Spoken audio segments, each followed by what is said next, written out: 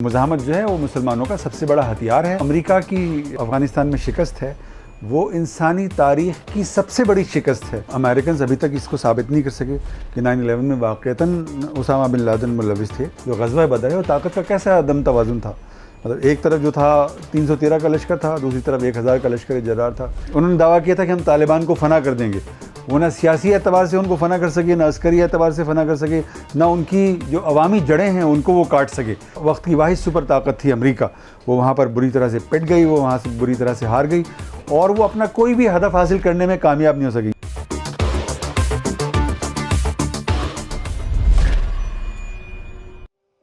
जैसा कि आपके इल्म में होगा कि ये पूरा मंजरनामा 31 अगस्त के बाद से बना हुआ है और अभी बड़ी ही मुहिम सी 9/11 भी गुजरी, कोई बात भी नहीं कर पाया। आलमी सतह पर भी ख़ासी बातचीत जारी है। अफ़गानिस्तान एक हॉट टॉपिक बना हुआ है। हमारे ज़राए इब्लाग के अंदर ख़ास तौर पर इस बात को प्रेजेंट किया जा रहा है कि ये कोई जो है अमरीकी नाकामी नहीं है ये, और ये तो होता है और इस तरह से ये कोई एडवेंचर है, किसी ने कह दिया एडवेंचर है, किसी ने कुछ कह दिया। तवातुर से लोगों की जहन साजी उसको उस जानिब जाने ही नहीं दी जा रही जो बहरहाल वक़ू पज़ीर हुआ है मामला कि आज से 20 साल कबल अफ़गानिस्तान पर जो है अमेरिका जैसी बड़ी ताकत ने कई ममालिक का साथ लेकर जो है हमला आवर हुई, उस पर जारियत की और उसकी वहाँ हुकूमत को ख़त्म किया। और उसके बाद 20 साल के बाद वो जिस तरीके से लौटी है सब ने उसको देखा है। वो शर्मिंदगी और जो है वो हज़ीमत वाली कैफियत थी। तो ऐसा क्या है कि हम हमारे यहाँ कुछ लोग इसको हज़म नहीं कर पा रहे कि बार बार जो है उसको जो है वो किसी और रुख से पेश करने की कोशिश करके लोगों को कन्फ्यूजन फैला रहे हैं। जी बहुत शुक्रिया। देखिए इसके कई असबाब हैं। एक सबब तो इसका ये है कि हमारे ज़राए इब्लाग पर जो है वो सेकुलर लिबरल लोगों का गलबा है और वो इस्लाम की किसी भी फ़तह को और किसी भी कामयाबी को और किसी भी कामरानी को वो गर्दान नहीं सकते हैं और उसको वो तस्लीम नहीं कर सकते हैं। अगर वो ये करेंगे तो उनका जो पूरा नैरेटिव है, उनका जो पूरा बयान है वो पिट जाएगा। वो एक तो इसका सबब ये है। दूसरा सबब यह है कि हमारे यहाँ अमरीकी एजेंटों की भी कोई कमी नहीं है। अमरीकी एजेंट भी बहुत यानी बड़े पैमाने पर पाए जाते हैं और वो ऐसे हैं कि जिस तरह पोप के बारे में कहा जाता है कि वो यानी क्रिश्चियंस के बारे में कहा जाता है कि वो पोप से भी ज़्यादा क्रिश्चियन है वो। तो बाज़ लोग अमरीकियों से बढ़कर अमरीकियों का किरदार अदा करते हैं। अभी आपने जिक्र किया कि एडवेंचर कहा, तो ये मैं मतलब आपने नाम नहीं लिया। गांधी साहब ने अपने एक इंटरव्यू में ये बात कही कि ये तो अमरीकी एडवेंचर था और बड़ी ताकतें तो ऐसा एडवेंचर करती रहती हैं। उन्होंने अमरीकी जहरियत के ऊपर, उसकी बर्बरियत के ऊपर पर्दा डाला और उसकी जंग को, खूनी जंग को, जिसमें 2 लाख से ज़्यादा अफ़गान शहीद हुए हैं, उन 2 लाख अफ़गानों की जो कुर्बानी है उससे उन्होंने सरफ़ नज़र किया और अमेरिका की पुष्पनाही को उन्होंने ज़रूरी समझा और उन्होंने इसको शिकस्त भी नहीं गर्दाना। और मैं आपसे अर्ज़ करता हूँ कि जो अमेरिका की अफ़गानिस्तान में शिकस्त है वो इंसानी तारीख़ की सबसे बड़ी शिकस्त है, इन मानों में कि अमेरिका और तालिबान की ताकत में कोई तवाज़ुन ही नहीं था। यानी अगर आप उनकी सियासी ताकत का मवाजना करना चाहें तो उनकी ताकत में 1 और 1 लाख का अदम तवाज़ुन पाया जाता है। तालिबान की ताकत 1 की ताकत थी और अमेरिका की ताकत 1 लाख की ताकत थी। अगर आप उनकी क्या कहते हैं माशी ताकत का आप वो करना चाहें, मवाजना करना चाहें, तो उसमें 1 और 1 करोड़ की निस्बत है। तालिबान की ताकत 1 की ताकत है और उनकी 1 करोड़ की ताकत है। अगर आप उनकी अस्करी ताकत का कंपैरिजन करना चाहें तो उसमें 1 और 1 अरब की निस्बत है। तालिबान की ताकत 1 की ताकत है और अमेरिका की ताकत जो है वो 1 अरब की ताकत है। और अमेरिका तन्हा भी नहीं था, वहाँ 48 दूसरी रियासतें उसकी मदद के लिए, उसकी आयनत के लिए और उसकी वहाँ मौजूद थी। लेकिन आपने देखा कि 20 साल की तवील कशमकश के बाद और तवील पंजा आजमाई के बाद वो ताकत के जो वक्त की वाहिद सुपर ताकत थी अमेरिका, वो वहाँ पर बुरी तरह से पिट गई, वो वहाँ से बुरी तरह से हार गई और वो अपना कोई भी हदफ हासिल करने में कामयाब नहीं हो सकी। ये बड़ी अहम बात है।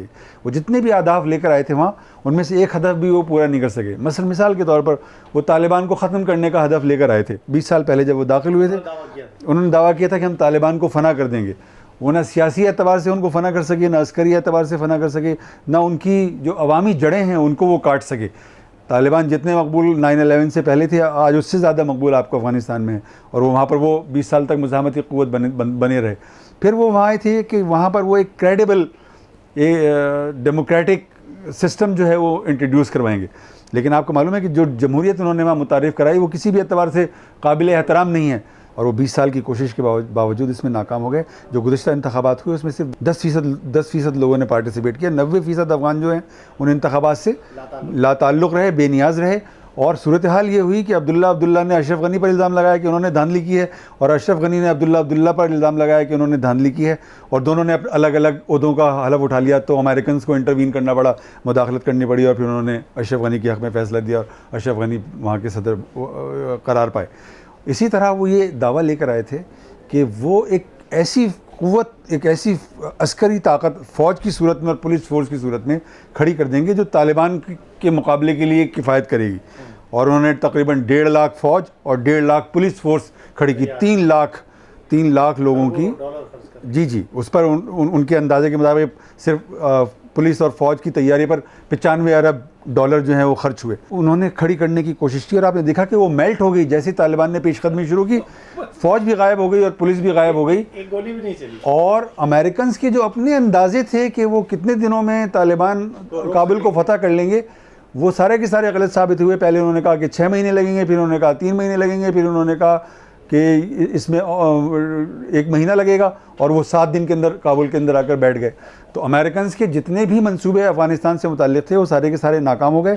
और जिन तालिबान को वो वहशी और दरिंदा कहते थे, जिन तालिबान को वो कहते थे कि तहज़ीब के दायरे से बाहर ऑपरेट करने वाली क़ुव्वतें हैं, उन्हीं तालिबान को उन्होंने एक बड़ी सियासी ताकत तस्लीम किया और उनके साथ मुज़ाकरात की मेज़ पर बैठे और एक डील उन्होंने साइन की, और उस डील के मुताबिक उनका इनखला अफ़गानिस्तान से अमल में आया। तो ये मुकम्मल तौर पर अमेरिका की नाकामी है, ये मुकम्मल तौर पर अमेरिका की शिकस्त है। कोई इस पर पर्दा डालना चाहे और अमेरिकी से ज़्यादा बड़ा अमेरिकी बनना चाहे तो इसमें तो ज़ाहिर है कि कोई इसका कुछ कर नहीं सकता, लेकिन अमेरिका की शिकस्त जो है वो बिल्कुल अज़हर मिन अश-शम्स है। अच्छा, इसी में मैं थोड़ी सी बात चूँकि ज़िक्र आया, अमेरिका की शिकस्त तो हो गई, हम इस पर भी आते, लेकिन वो फिर 9/11 क्या रहा? फिर वो जो 9/11 था वो, और मतलब वो पहले ही 20 साल और फिर वो एक दोबारा सवालिया निशान बन के खड़ा हो जाता है, भाई क्या हुआ तुम इस 9/11 के चक्कर में आए? तो क्या सिर्फ एक उसामा बिन लादेन, यानी अगर कुछ हम कहें बहुत हुआ तो उन्होंने पाकिस्तान आकर उसामा बिन लादेन को XYZ किस तरीके से जो है उन्होंने उनको निशाना बनाया, इसके अलावा तो कुछ नहीं है। तो फिर 9/11 कहाँ खड़ा हुआ? जी 9/11 के बारे में तो आपको मालूम है ना कि इस पर तो बहुत शुबुक व शुबात हैं। अमेरिकन अभी तक इसको साबित नहीं कर सके कि 9/11 में वाक़तन उसामा बिन लादेन मुलविस थे, ये साबित नहीं कर सके वो कभी भी।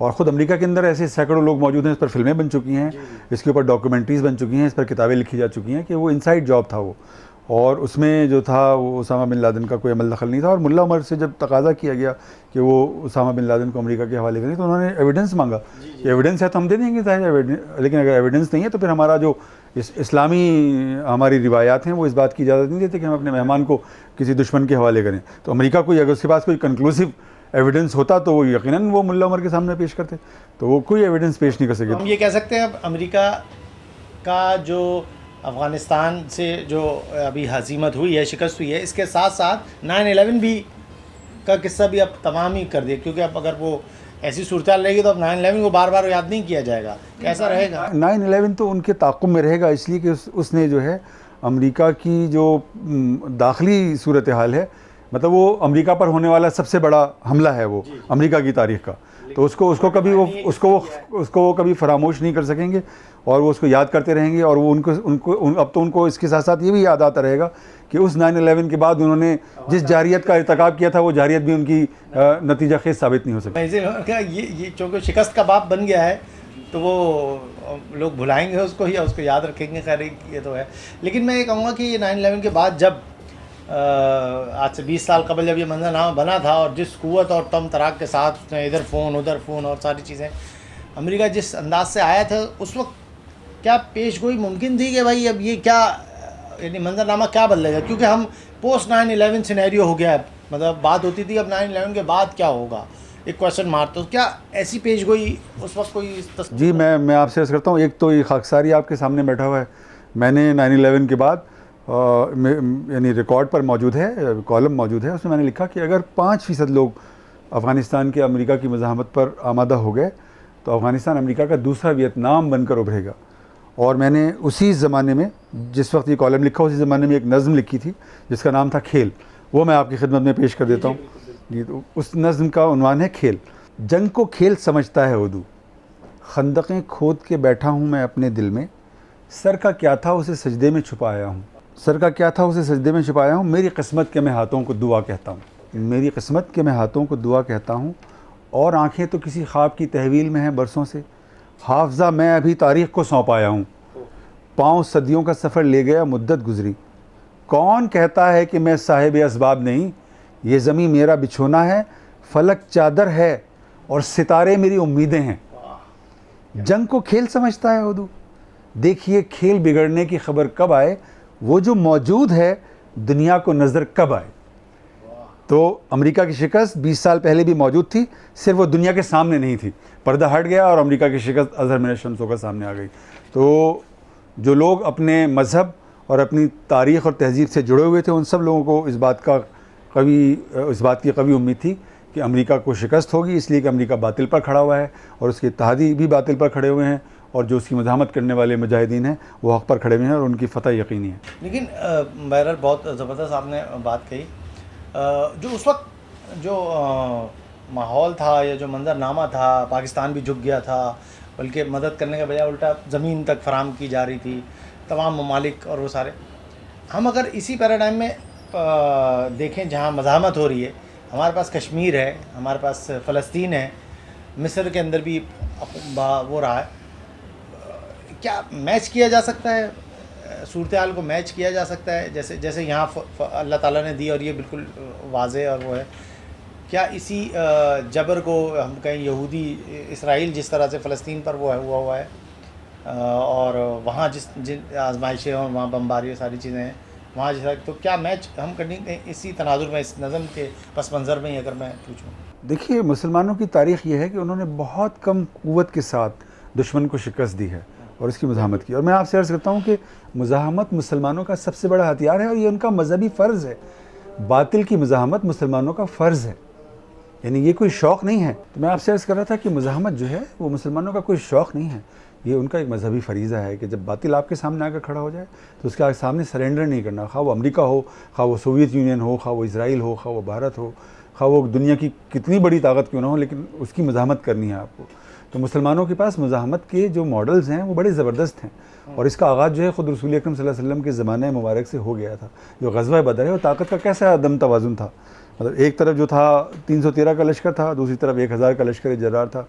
जो लश्कर जर्रार था उसके पास सैकड़ों घोड़े थे, सैकड़ों ऊँट थे, सैकड़ों तलवारें थीं, सैकड़ों ज़िर बख्तर थीं, और दूसरी तरफ जो लश्कर था उसके पास सिर्फ 2 घोड़े थे, 4 ऊँट थे, 6 तलवारें थीं और 5-6 ज़िर बख्तर थे उनके पास, और उनके पास लड़ने के लिए हथियार भी नहीं थे। लेकिन और अल्लाह ताला ने उनको खड़ा कर दिया और किसी ने ये शिकायत नहीं की, और अल्लाह ताला ने आजमाइश के लिए खड़ा किया उनको कि उनके क़ुलूब और अज़हान जो हैं वो इस अदम तवाज़ुन को कबूल करते हैं, और राज़ी बर रज़ा होने की कैफ़ियत उनके दिल के अंदर पैदा होती है कि नहीं पैदा होती है। और आपने देखा कि राज़ी बर रज़ा होने की कैफ़ियत पैदा हुई, उन्होंने हक़ को पहचाना और बातिल की मज़ाहमत पर आमादगी ज़ाहिर की, और अपनी जानों का नजराना उस मज़ाहमत की राह में पेश किया उन्होंने।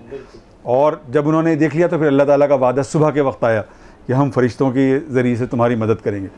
और ये ग़ज़वा बदर का जो ये साया है, ये मुसलमानों की मज़ाहमत पर आपको जगह जगह नज़र आता है। मोहम्मद बिन कासिम जब सिंध के अंदर आए हैं तो 17,000 का लश्कर उनके साथ था, और उनके सामने 1 लाख का लश्कर खड़ा हुआ था। तो 17,000 के लश्कर ने 1 लाख के लश्कर को शिकस्त दी। इसी तरह जो तारिक बिन ज़ियाद थे वो 18,000 फ़ौजी, एक रिवायत के मुताबिक 18,000 और एक रिवायत के मुताबिक 21,000 फ़ौजी लेकर पहुँचे, और उनके सामने 1 लाख का लश्कर जर्रार सामने था। और उनको ये गुमान हुआ कि कहीं ऐसा ना हो कि मुसलमान इतनी बड़ी क़ुव्वत अपने सामने देखकर मैदान जंग से भागना शुरू हो जाएं, तो उन्होंने कश्तियाँ जला दी और ये इम्कान ही ख़त्म कर दिया कि कोई यहाँ से भाग सकता है। इसी तरह बाबर ने महज 8,000 के ज़रिए से 1 लाख के लश्कर को शिकस्त दी और हिंदुस्तान को फ़तह किया। तो ये ताकत का अदम तवाज़ुन है, ये मुसलमानों को कभी भी परेशान नहीं करता। और मुसलमान जो हैं वो मुसलमान जो अपने मज़हब से और अपनी तहज़ीब से और अपनी तारीख़ से जुड़े हुए होते हैं, वो अपना जो हक़ का परचम है वो बुलंद रखते हैं और मज़ाहमत को जारी रखते हैं। और मैं आपसे अर्ज़ करता हूँ कि फ़लस्तीन के जो मुसलमान हैं, अगर वो ज़िंदा और ताबिंदा हैं और दुनिया में उनकी कोई मानदान है और उनकी कोई साख है और उनकी अपनी नज़र में कोई वक़्त है, तो वो उनकी मज़ाहमत की वजह से है। इसी तरह कश्मीर जो है, कश्मीरी मुसलमान जो हैं वो अपनी मज़ाहमत की वजह से ज़िंदा है, और कश्मीर का इशू ही उनकी मज़ाहमत की वजह से ज़िंदा है। वरना भारत जो है कब का कश्मीर को हड़प कर चुका होता, पूरे कश्मीर को हड़प कर चुका होता वो। तो उनकी मज़ाहमत से मसला कश्मीर ज़िंदा है, और उसकी जो गूंज है अभी तक इंटरनेशनल फोरम्स के ऊपर आपको सुनाई देती है। तो मज़ाहमत जो है वो मुसलमानों का सबसे बड़ा हथियार है और ये उनकी सबसे बड़ी उम्मीद है।